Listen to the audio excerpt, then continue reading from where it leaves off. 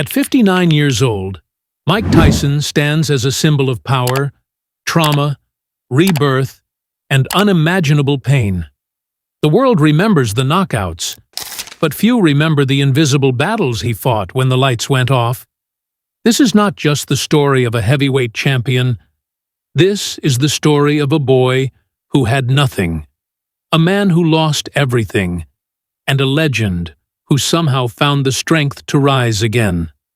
What you're about to hear is not just heartbreaking, it reveals the truth behind the tragedy, triumph, and transformation of Mike Tyson, the most feared fighter the world ever saw, and one of the most wounded souls behind the gloves. Before we go on, please like this video and subscribe to our channel for future updates. The storms rise. Mike Tyson was born on June 30th, 1966, in Brownsville, Brooklyn, which is one of the most dangerous communities in the United States. There, violence, poverty, and broken homes were the norm. Mike's original father departed early on, and the guy who briefly posed as a stepfather left when Mike was just 2. This left his mother, Lorna, to raise 3 children on her own under a lot of financial stress. Their apartment was a place where the fridge was often empty. They got eviction warnings all the time, and survival was more important than childhood. In the 1970s, Brownsville had more than 2,000 violent crimes every year. Young Mike roamed those streets wearing big glasses and talking with a faint lisp, making him an easy target for bullies who made fun of him and humiliated him every day. What the world didn't see was how deeply those moments hurt him, causing a silent tempest inside. The only peaceful place he found was with the pigeons he bred on roofs. He fed, protected, and talked to them when he felt like no one could see him. But even this fragile serenity was broken when a boy from the neighborhood killed his favorite pigeon. This was the first time something big happened in Tyson's life. That loss set up a fire of genuine, unfiltered anger, a promise that he would never again let anyone make him feel weak. When fate sent him to Tryon School for Boys. By the time Mike Tyson was 13, he had already been arrested almost 38 times. This wasn't because he was naturally violent, but because the streets of Brownsville didn't give him any help, safety, or way to move forward. Every time he was arrested, it reminded him that his life was going in circles, not by choice, but by circumstance. He reached his breaking point when he tried to steal a woman's pocketbook. This desperate behavior got him sent to the Tryon School for Boys in upstate New York. The calm at Tryon was louder than the noise he had left behind. He waited for months for a mother who never appeared on Visitor's Day, which made the pain of being left behind as a child even worse. But fate stepped in quietly when Bobby Stewart, a juvenile counselor and former boxer, witnessed Tyson strike a heavy bag for the first time. He noticed something amazing. Stewart saw raw, unfettered potential in Tyson, strength that came from anguish, fear, wrath, and longing. He taught Tyson hard, teaching him discipline and technique, until he ultimately decided that this youngster deserved a chance much bigger than Tryon. Stewart set him up with Cus D'Amato, a trainer who may change the course of Tyson's whole life. And that was the moment that changed Tyson's life forever. Meeting Cus D'Amato, the father he never had. When Bobby Stewart took young Tyson to Cus D'Amato's Catskill gym, the old trainer didn't just see a troubled youngster, he saw his future. Cus said something astonishing just minutes later. "You can become the youngest heavyweight champion in the world." Tyson was shocked. No one had ever thought he would be great. Cus was more than just a boxing instructor. He was also a father figure, a legal guardian, a mentor, and an emotional anchor. He took Tyson in and gave him warmth, a routine, and stability for the first time. In return, Cus wanted complete discipline, running at 4 a.m. in the cold, doing thousands of sit-ups, and endless sparring sessions. He also taught Tyson how to overcome fear before he even stepped into a ring. Cus thought that boxing was mostly mental, and he worked on Tyson's mentality with the same vigor that he worked on his physique. He taught him the peekaboo approach, which let him avoid blows with precision and launch powerful counterattacks. Tyson discovered a sense of belonging, identity, and purpose with Cus's help. But there was something deeper than all the training. Someone finally believed in him, the youngest person to ever win the heavyweight title. On March 6, 1985, Mike Tyson, who was 18 years old at the time, fought professionally for the first time. Hector Mercedes was the first person to see the damage that Iron Mike was about to cause. In fewer than 2 minutes, Tyson knocked him out, starting one of the quickest ascents in sports history. He fought 15 times in his first year as a pro and won every fight by knockout. This is a pace that modern fighters can't even imagine. His small, powerful body could deliver punches with a force of 1:800 to 2,200 psi, which was strong enough to break bones and end fights right away. But behind the anger was a young guy who was dedicated to Cus D'Amato. Tyson struggled under the weight of a promise even after Cus died in 1985. He had to fulfill the prophecy that Cus had given. Tyson beat Trevor Berbick on November 22, 1986, when he was just 20 years old. He became the youngest heavyweight champion in history, a record that still remains decades later. From then on, his career took off. He made millions of dollars, became famous throughout the world, and was so dominant that heavyweights were afraid to walk into the ring with him. The fame, fortune, and cracks that no one saw. Tyson's emotional foundation fell apart quietly when Cus D'Amato died, even while his boxing career took off. He won battles with alarming ease, making millions, being in publications, and becoming a worldwide sensation. But inside, he was having a hard time without help, surrounded by people who wanted to take advantage of his fame instead of protecting him. His marriage to Robin Givens fell apart in public, and the famous televised interview made Tyson look angry and out of control.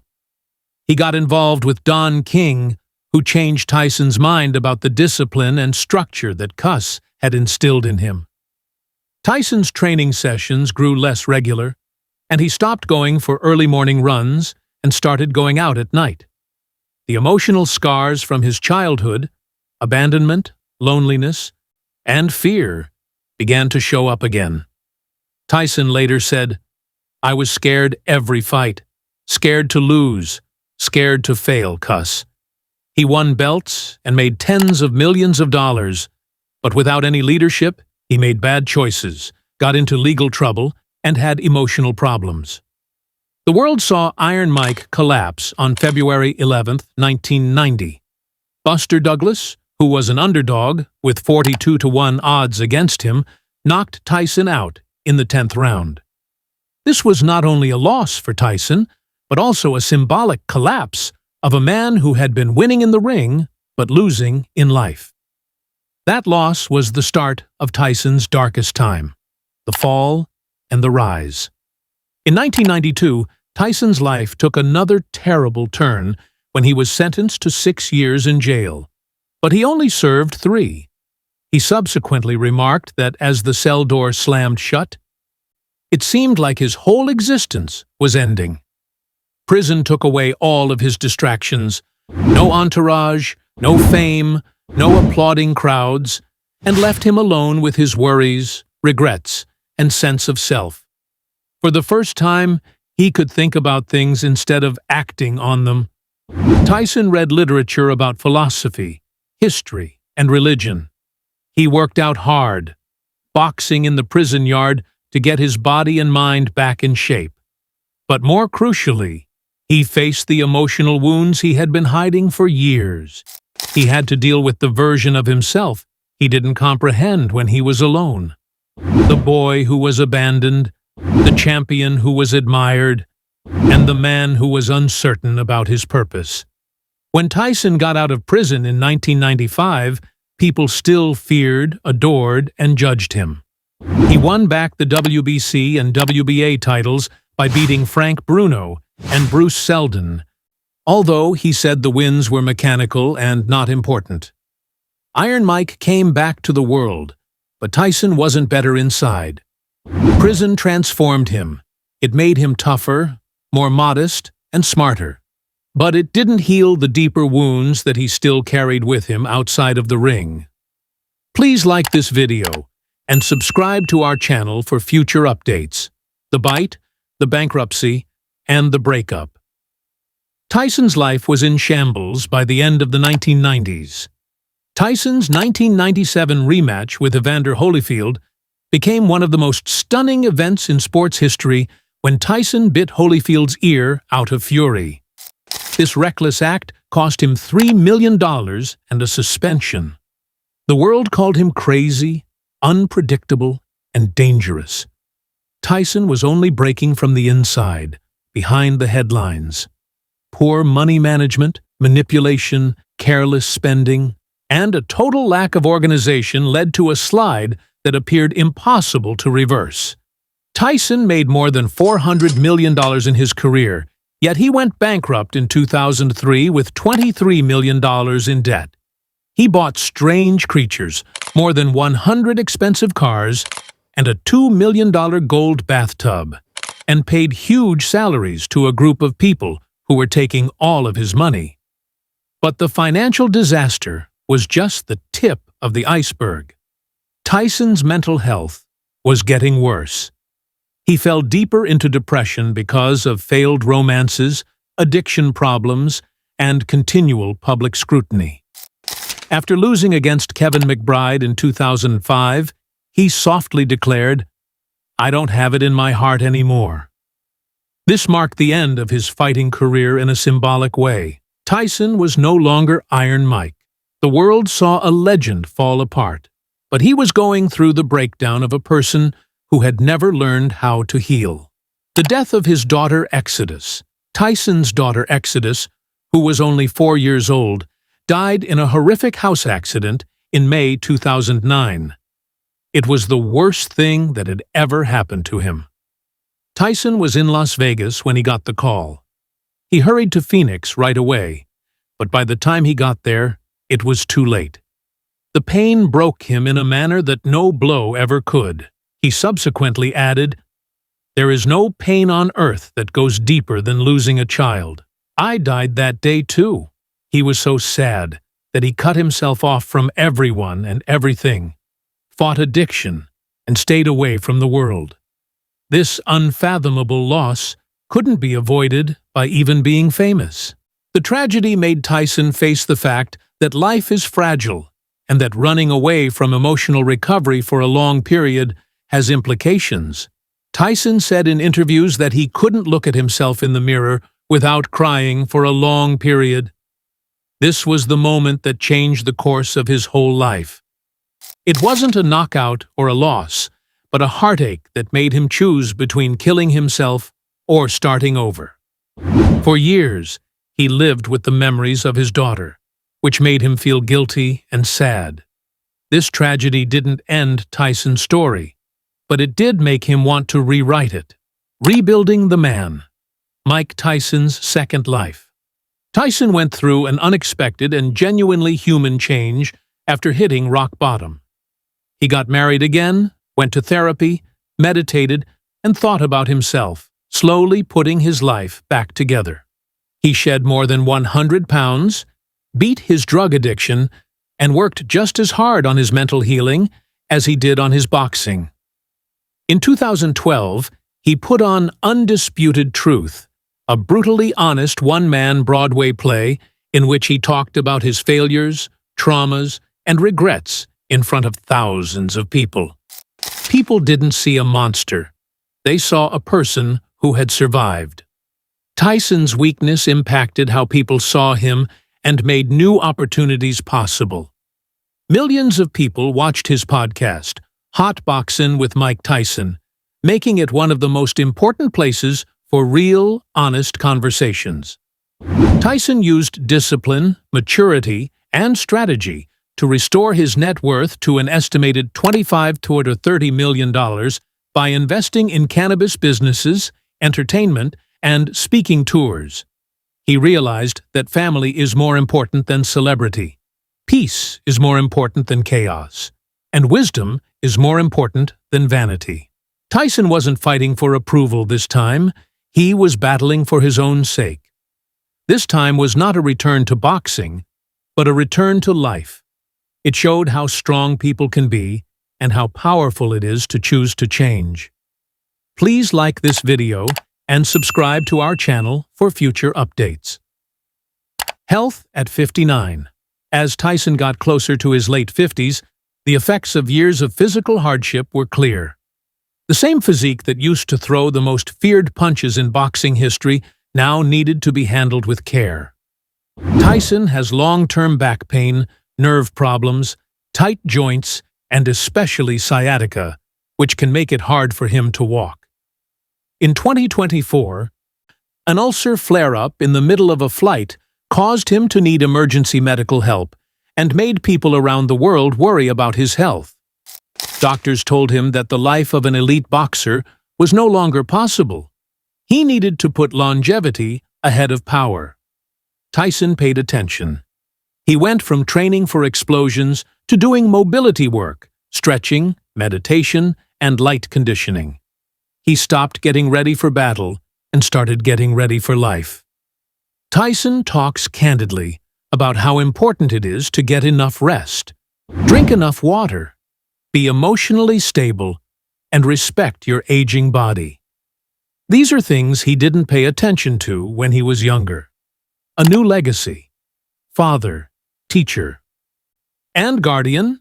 Tyson's kids are what makes him most proud today, not his championship titles. Milan, his daughter, is currently one of the best young tennis players in the United States. She trains with top instructors and competes all over the country. Tyson quietly supports her by going to practices and games, not as Iron Mike, but as a loving father. Tyson's son Morocco has a tight relationship with him, a tragedy, a victory, and a man who wouldn't give up. Mike Tyson is one of the most complicated people in sports history. At 59, his life is a mix of unthinkable misery and amazing success. His narrative isn't only about a boxer who was the best. Tyson's tragedies, like being poor, abandoned, betrayed, going to prison, going bankrupt, being addicted, and losing his daughter, could have killed him for good. But his biggest win was outside the ring, the choice to get back up, piece by piece, every day. Tyson now talks about peace, discipline, forgiveness, and emotional growth. This shows that genuine power is not in how hard you hit, but in how deeply you heal. Millions of people looking for a second chance are inspired by his story. It reminds them that their past sins don't have to determine their future. If Mike Tyson's journey moved you, if his story gave you strength, if his comeback inspired you, hit like and subscribe for more powerful real-life stories. Share this video so his story reaches more people.